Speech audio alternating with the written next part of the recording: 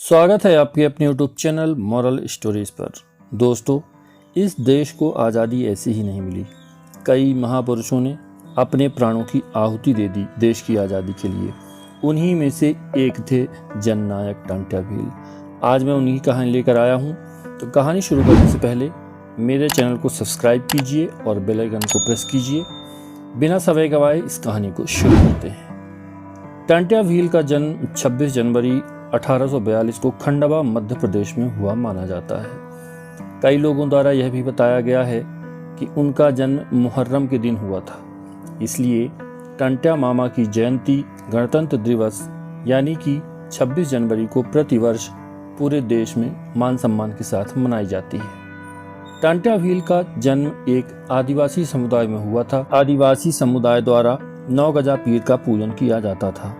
ऐसे में जब टंट्या भील का जन्म हुआ तो उनके पिताजी द्वारा नौगजा पीर के सामने मन्नत मांगी गई थी कि उनका पुत्र हर महिला, दुखी और गरीब की रक्षा करने वाला हो। टंट्या भील अपनी लोकप्रियता के आधार पर कई नाम से जाने जाते थे।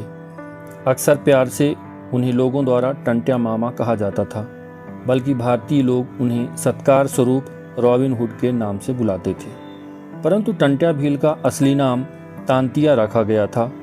टंट्या भील बचपन से ही एक साहसी और तीव्र बुद्धि के मालिक थे। टंट्या भील अपना साधारण जीवन व्यतीत करने में व्यस्त थे, परंतु अंग्रेजों द्वारा भारतीय जनता पर अत्याचार को देखकर उन्होंने 1857 ईस्वी के बाद अपना विद्रोही स्वर दिखाया। अपनी किशोरावस्था से ही टंट्या भील जंगलों में रहकर अंग्रेजी सेना के खिलाफ तलवारों की जंग लड़ते रहे। अपने बल और हिम्मत के बलबूते पर ही उन्होंने ब्रिटिश पुलिस को कड़ी टक्कर दी और उसके पश्चात सालों तक कानून के शिकंजे से बाहर रहे। टंट्या भील को पहली बार सन 1874 में गिरफ्तार किया गया, जहां उन्हें 1 वर्ष तक की सज़ा सुनाई गई थी। बल्कि दूसरी बार सन 1878 में हाजी नसरुल्लाह खान यूसुफ जूही द्वारा उन्हें गिरफ्तार करने के उपरांत खंडवा जेल में भेज दिया गया, जहां से वह केवल 3 दिन में ही भाग निकलने में सफल हुई। इस घटना के बाद वह लंबे समय तक बाहर घूमते रहे और खुद को एक डाकू के रूप में पेश करना आरंभ कर दिया। यहीं से उन्होंने ब्रिटिश साम्राज्य के जुल्म के खिलाफ तीव्र गति से लड़ना आरंभ कर दिया और भारतीय रॉबिन हुड बनकर उभरने लगे। टंट्या भील आदिवासी जाति से संबंधित होने की वजह से गोरिल्ला युद्ध और निशानेबाजी में भी महारत हासिल रखते थे। अपनी तीरंदाजी की परंपरा को कायम रखते हुए उन्होंने बंदूक चलाने में भी दक्षता प्राप्त कर ली थी। इन्हीं सब गुणों के आधार पर ही वह अंग्रेजी साम्राज्य के विरुद्ध अपना विद्रोह दर्शाने में कामयाब रहे। टंट्या मामा अंग्रेजों के लिए एक सिरदर्द बन चुके थे, क्योंकि वे अंग्रेजों के साथ साथ अंग्रेजों की शरण लेने वाले सेठ और साहूकारों तक को भी दमन करने में जुट गए थे। ऐसे में उन्होंने अपने संगी साथियों को साथ लेकर एक विद्रोही गुट का निर्माण किया। प्रारंभ में अंग्रेजों द्वारा टंट्या भील को एक मामूली नौजवान समझकर नज़रअंदाज करने की भूल की गई, परंतु कुछ समय पश्चात ही अंग्रेजों को टंट्या भील की ताकत का अंदाजा होने लग गया, क्योंकि अब टंट्या भील अंग्रेजों के हथियार तक छुड़ाने लगे थे। ऐसे में अंग्रेजी सरकार द्वारा टंट्या भील की मदद करने के आरोप में कई बेगुनाह लोगों को सजा दी जाने लगी। फिर भी अंग्रेज टंट्या भील को पकड़ने में नाकाम ही रहे और उन्होंने टंट्या भील को पकड़ने के लिए मुंह मांगा इनाम भी घोषित कर दिया। टंट्या भील की एक मुंह बोली बहन थी, जिसके पति का नाम गणपत था। इसी गणपत ने धोखे के साथ टंट्या भील को गिरफ्तार करवा दिया था। ब्रिटिश साम्राज्य की पुलिस द्वारा टंट्या भील को गिरफ्तार करने के उपरांत उन्हें इंदौर की सेंट्रल इंडिया एजेंसी जेल में बंद कर दिया गया।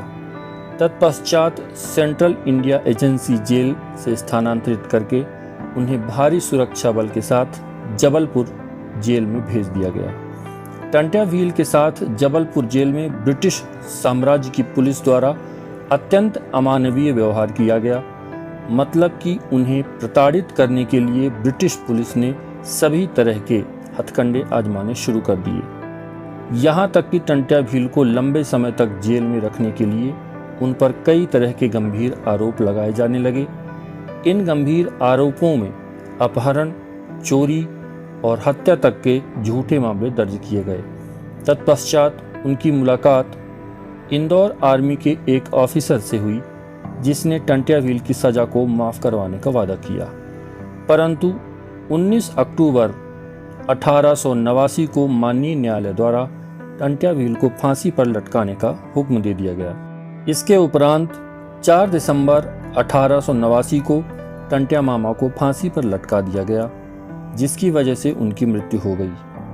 ब्रिटिश साम्राज्य की पुलिस द्वारा उनका पार्थिव शरीर परिवारजन को सौंपने की बजाय रेल मार्ग पर फेंक दिया गया था।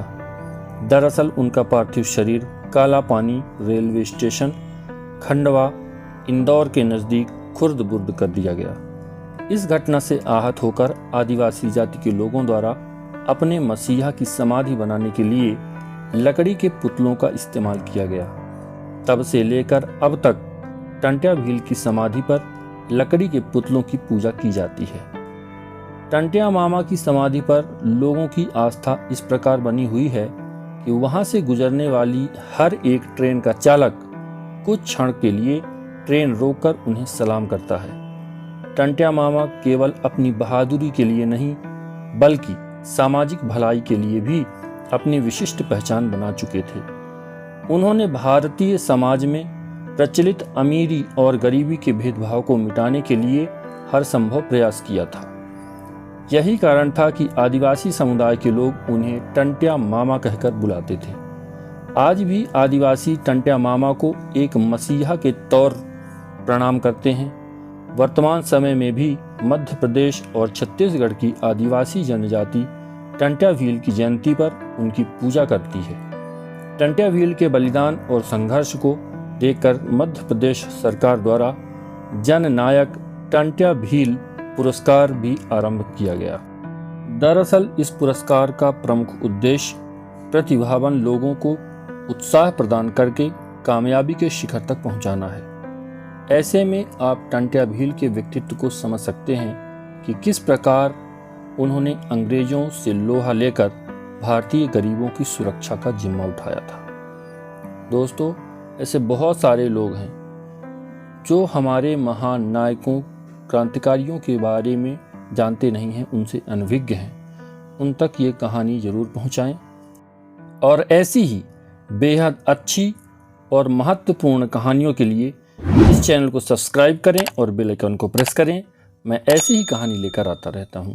धन्यवाद।